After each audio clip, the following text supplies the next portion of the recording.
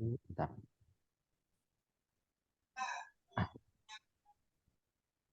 Okay, Assalamualaikum warahmatullahi wabarakatuh. Good evening, everyone. So, in this lovely day, we are from Group 1, are going to present a material from subject Children's Literature. Okay, next.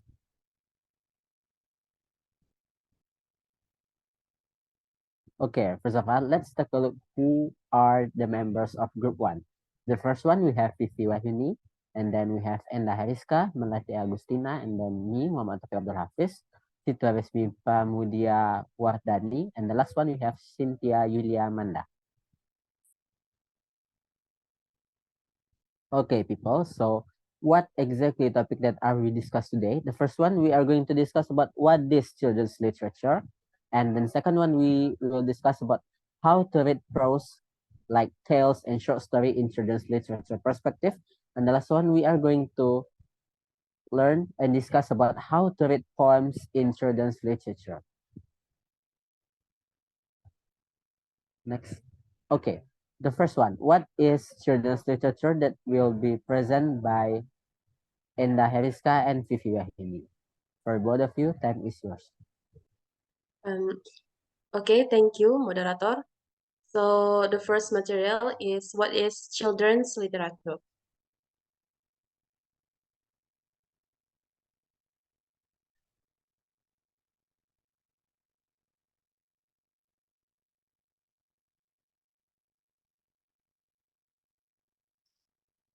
Please, okay.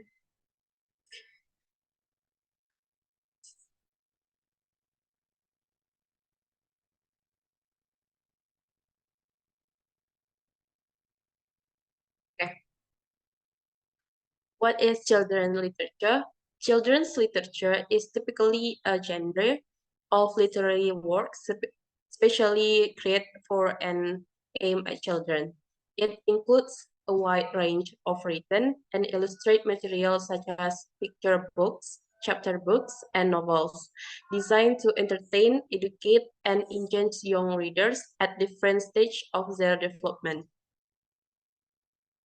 And next is the seven genres children literature. Here, first one is picture books, books that provide a visual experience through the telling of a story using image. Second is traditional literature. This includes folk tales, fairy tales, myths, legends, fables, and any other type stories. Third, realistic fiction, books set in modern times and based on modern situation. And next is historical fiction, books set in past time period that convey information about that period or a specific historical event. And next is fantasy and science fiction. This genre involves the use of imagination, worlds of magic, and myth or stories set on alien planets. And the last one is non-fiction. It is informational books that explain facts about a subject or concept in the real world. Back to moderator.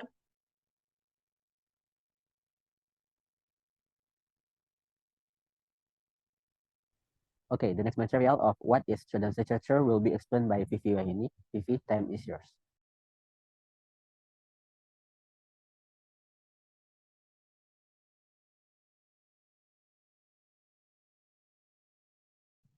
Okay, thank you, moderator. This is a characteristic of children literature.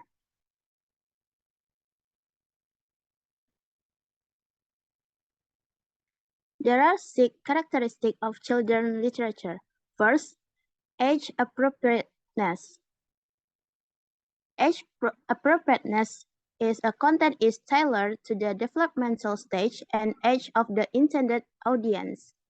Second, engaging language. Engaging language, use of language that is accessible, engaging, and often includes elements of repetition and read. Third, illustration. Illustration is visual elements are integral to children's literature, aiding in comprehension and enhancing the storytelling experience. Fourth, Theme and message. Stories often convey moral lessons, explore emotion, and foster imagination and creativity. Fifth, inclusivity and diversity. Representation of diverse culture, backgrounds, and experience is increasingly emphasized. Six, interactivity. Some children literature incorporates interactive elements such as lift the flap, books, or touch and feel texture.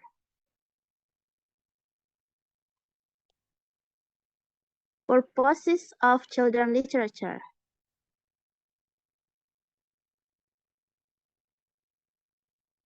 There are purposes of children literature.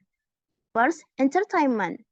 One of the primary purposes of children literature is to entertain young readers. Engaging stories, colorful illustration, and captivating characters capture children's imagination and make reading enjoyable. Second, education.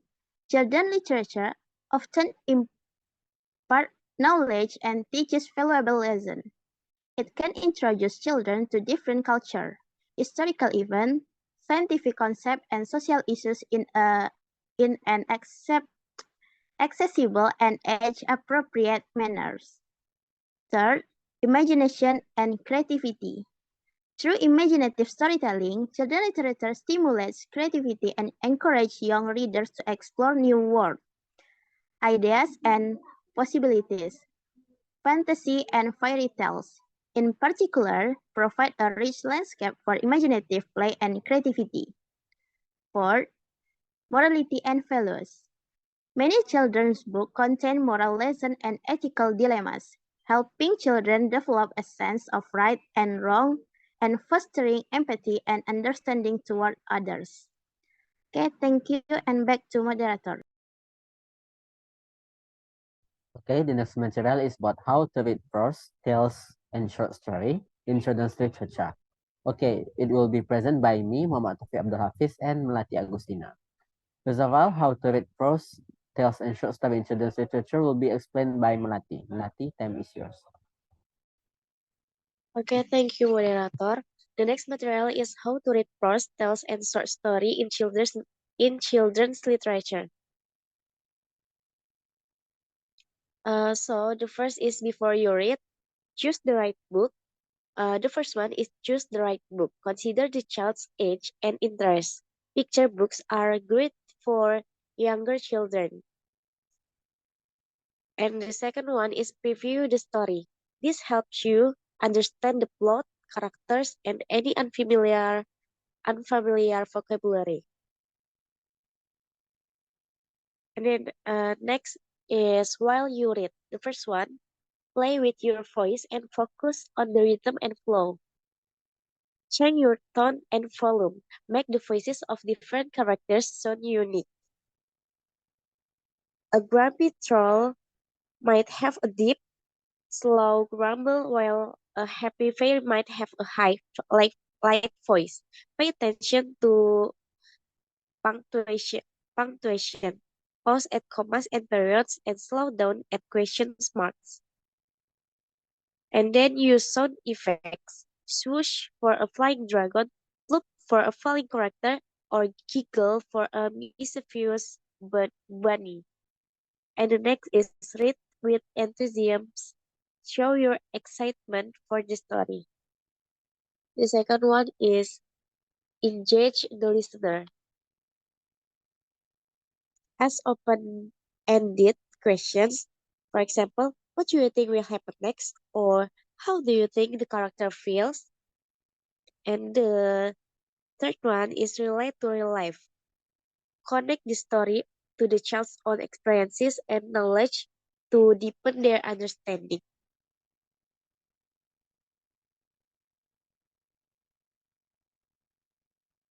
Okay, thanks to Okay. Melati. So the next one is after you read. So there are three tips that you can do right after you read a story to children. The first one, we can discuss the story.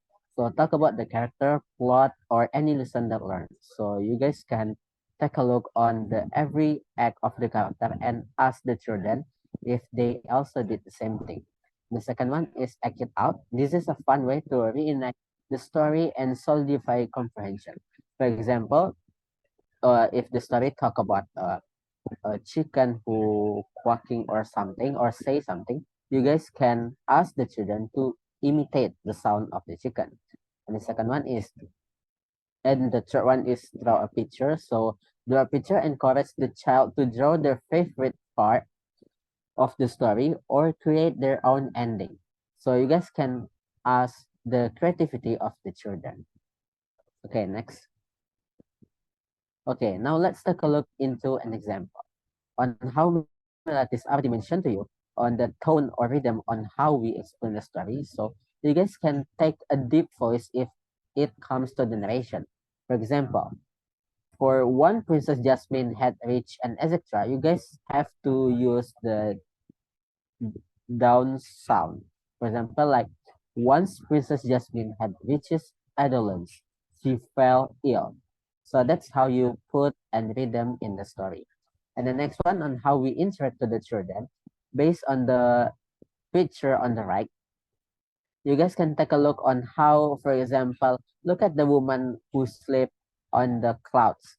So does anyone or you guys also did the same thing? Put your hands under the face of the woman just like that.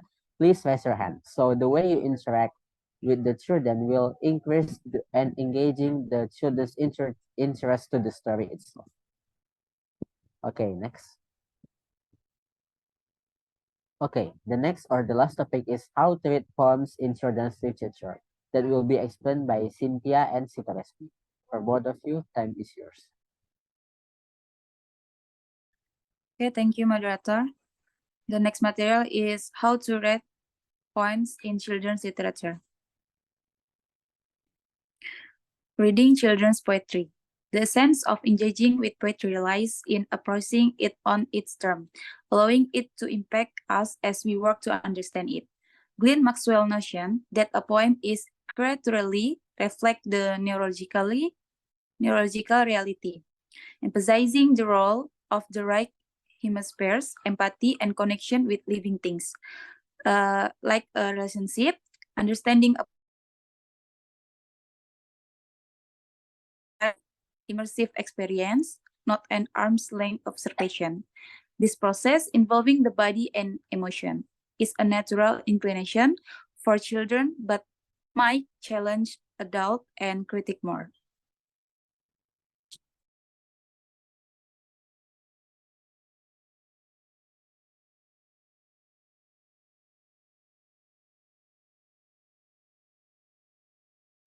Okay, the next material is 3 ways of reading children's poem that will be explained by Sitaresmi. Sitaresmi, time is yours.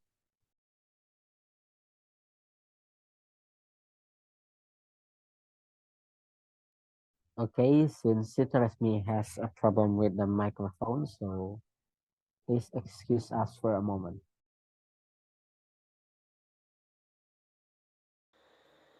So there are 3 ways of reading children's poem. The first one is poetic reading. Reading a children's poem should embody the poem itself, aligning with a child's reading position. It emphasizes direct receptive synthesis and artistic interpretation. The second one is multimodal reading. It considers acoustic, corporeal, and textual dimensions in reading children's poetry. It also advocates for embodying voicing to fully connect sound and sense. The third one is integrated reading. It distinguishes poetic, which is interpreting from within, and hermeneutic reading, which is analyzing from outside. It also proposes a cyclical process, holistically perceiving information, analyzing and integrating for a deeper understanding in effective criticism.